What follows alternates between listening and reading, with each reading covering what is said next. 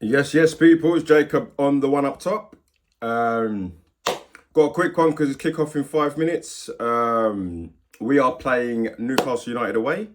We've gone to a back four. When I first heard the news, I thought, yeah, at least he's trying something new. But then I remembered the personnel that we've got. So we've got Perisic and Porro who can't defend. In a back four, that's exactly what's required. Um, We've got a midfield three of defensive midfielders, so I don't know who's going to be the most attacking one.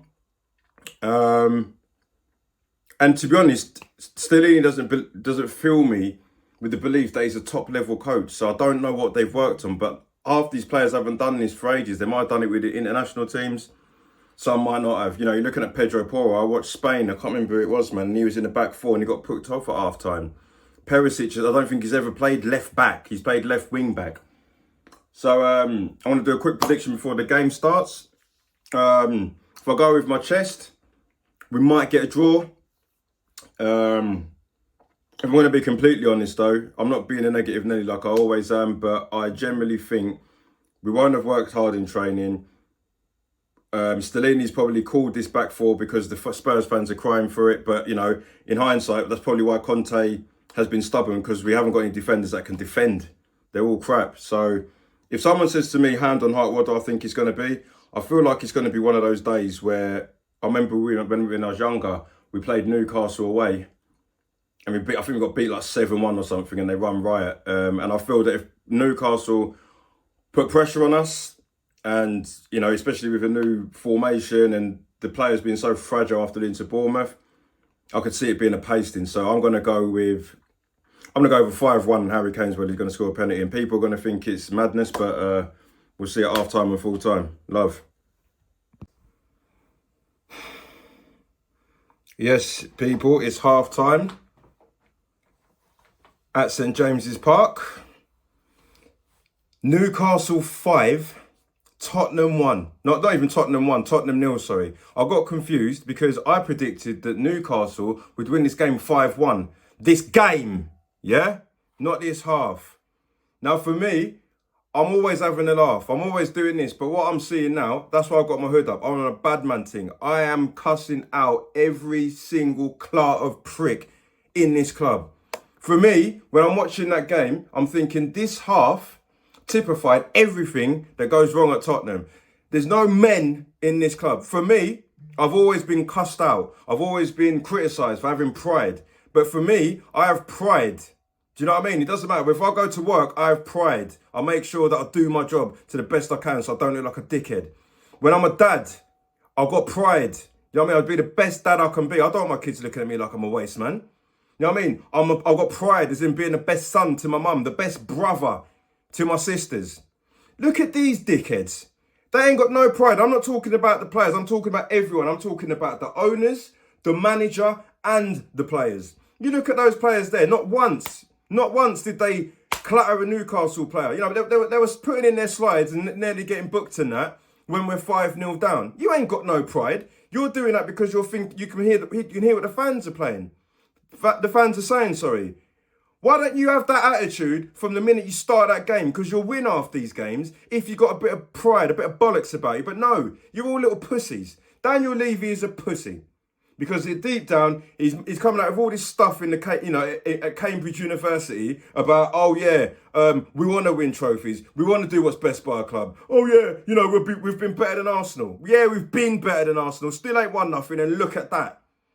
Terrible. You look at Stellini. This is the guy that people are telling me is going to manage our team. Manage our team. The guy is 4-0 down and he looks less animated than me watching the TV. Less animated. So that means you've got no pride in your job. You've got no pride in you as a man. You don't care about the pride within the players because you're not shouting at anybody. If I was manager, I could be manager of a Sunday league team. If we're 5-0 down after 20 minutes, I'm going nuts. I might even go home and just say, you know what, this ain't for me. Him and Ryan Mason, they're whispering so closely to each other, they look like they're going to kiss.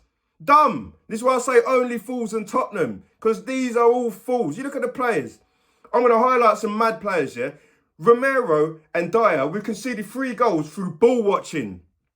I'm not even a centre-half and I've played centre-half, and rule number 1, do not let the ball bounce. Do not ball watch. Look out for your men. That ball from Joe Willock was sublime. But Eric Dyer clearly didn't know if anybody was about.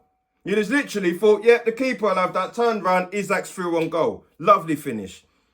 You got people like Pedro Porro. You're more bothered when he has got pride, you know. He's got pride about his fucking hair. That's all he does. All he's worried about is, oh, does it look? Is it pristine? Can't defend. Joe Leaton had you on toast.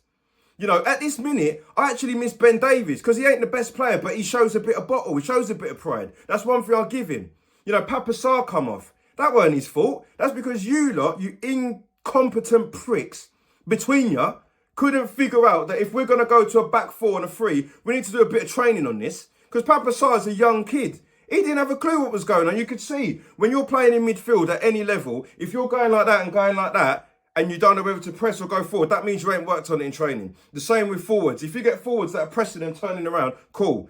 That's what all Tottenham players are doing right now. Under Pochettino, Dele Alli would move, Eriksen would move, Kane would move. Knowing that Wanyama and Dembele are coming. Dembele and Wanyama would move forward knowing that Alderweireld and Vertonghen are coming. Them two would move forward knowing Lloris is coming. At the minute, everyone's moving back and forth while Newcastle know what they're doing. And we're supposed to say that we're going to get top 4. Top 4, bun that. I don't even want Champions League football with these guys. Because what? We're going to get top 4 for Harry Kane to not stay. Harry Kane's looking at this and he's not playing at all today. He's looking at this thinking, you know what? Manchester's looking nice right now. Paris, Munich, capitals. This is pathetic. You know, Fraser Forster must be looking at this thinking, how have I been dropped? Because Fraser Forster, no, he's not even the best keeper, but I would have more confidence. We would probably be 3-0 down because he would have saved a couple of them goals. Lloris is dead food. Dead food. He's been dead food for 4 years, 5 years, 6 years. And he's not only our keeper, he's our captain. But all I hear is waffle about who's won the World Cup. No, he won the World Cup because he's got sick players in front of him. Still made mistakes in the World Cup. Dead food. Everybody's dead. Romero's like a petulant little child. All he does is when he don't get his own way, he starts tackling people. He's like that little dickhead. Like I keep saying, you know, boys will know. If you go out with the man them, yeah, you're going out with the boys, few drinks. You've always got that one guy that few drinks in, just going to start a fight for no reason. And gets to the point where, like, you know, even if you get him a girl, still starts a fight for no reason. That's Romero, just starting fights and kicking people for no reason because he can't get his own way and probably had a terrible time in life. Bun the lot of you.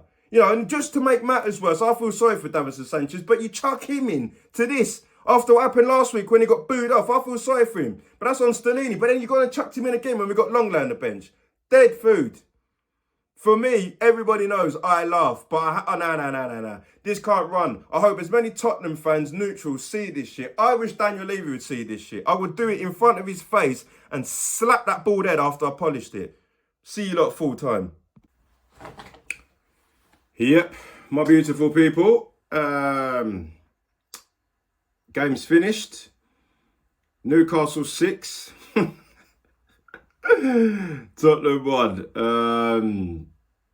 First of all, I'm going to congratulate Newcastle because they played some good football.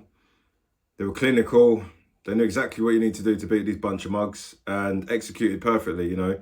Eddie Howe's up there for manager of the year. If Pep Guardiola wins the league, he should get manager, you know. Eddie Howe should be manager of the year. If Arteta wins it, then different story. But yeah, congratulations to Newcastle. You know, they did everything they needed to do. Joe Leaton was brilliant. Isaac again. They've got some good strikers there at Newcastle. You know, they've got some good players. I do like watching Newcastle, and they responded well.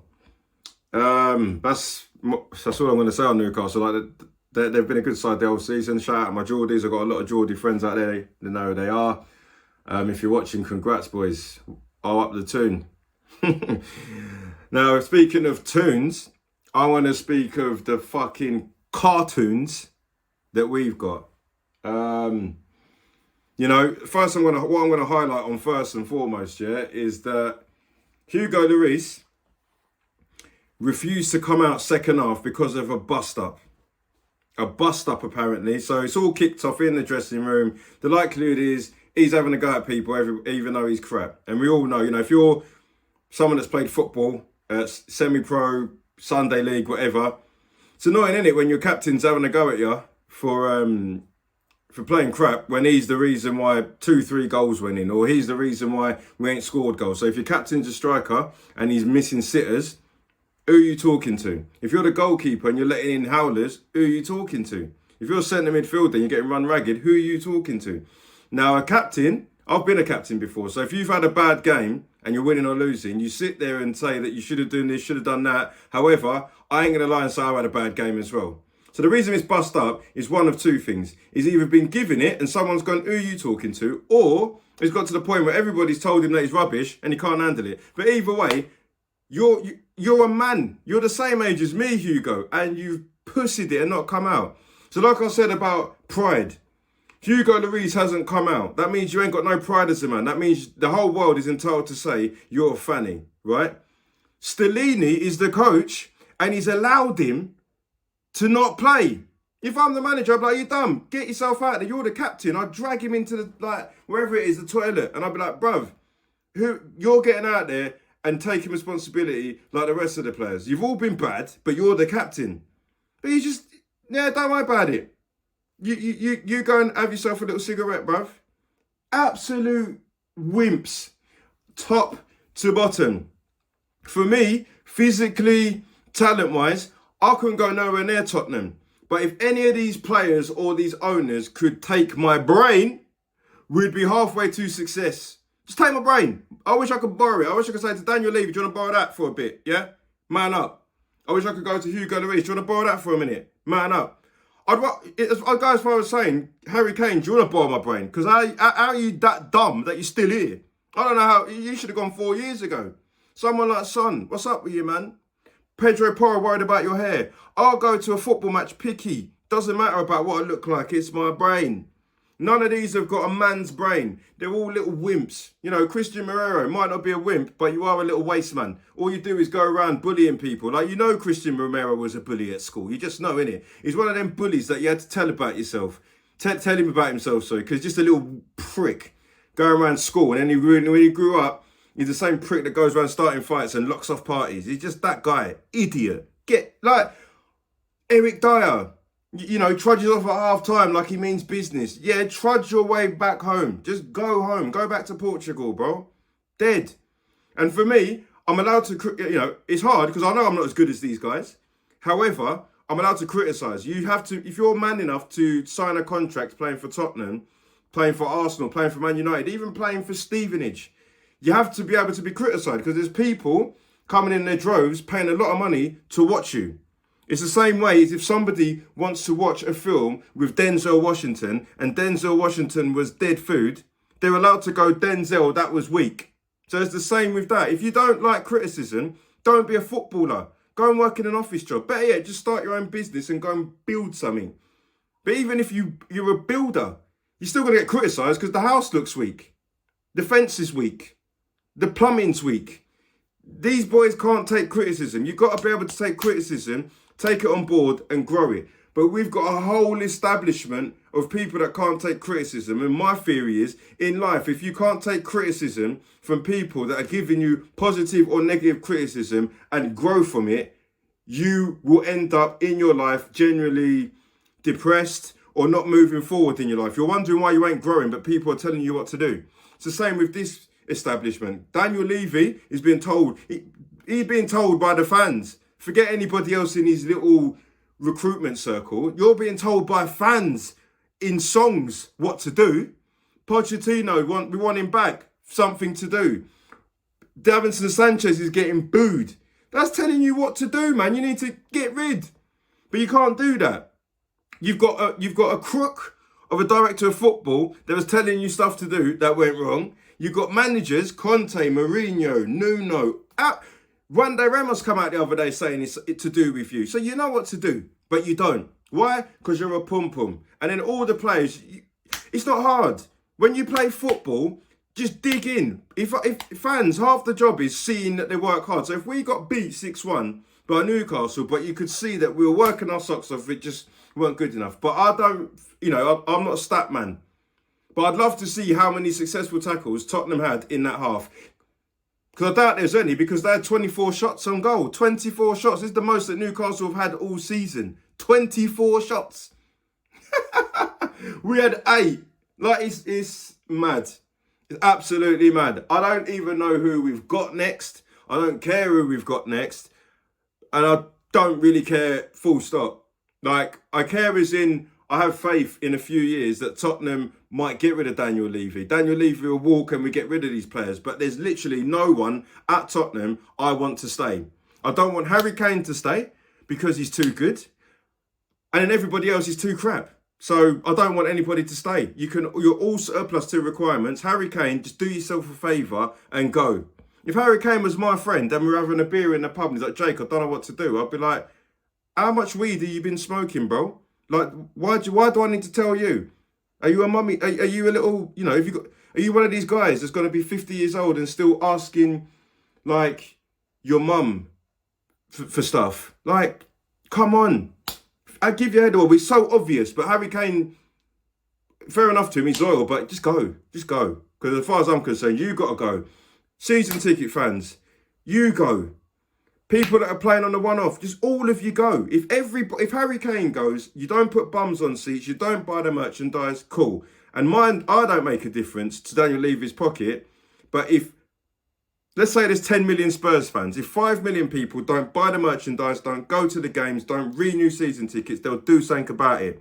You ain't got to listen to me, but that's what I'm telling you will have to happen. Otherwise, all you're going to be doing is watching Tottenham get battered 6-1, but you can go go-karting. Signing out, one up top. Enjoy the rest of your weekend. Tottenham, dead food.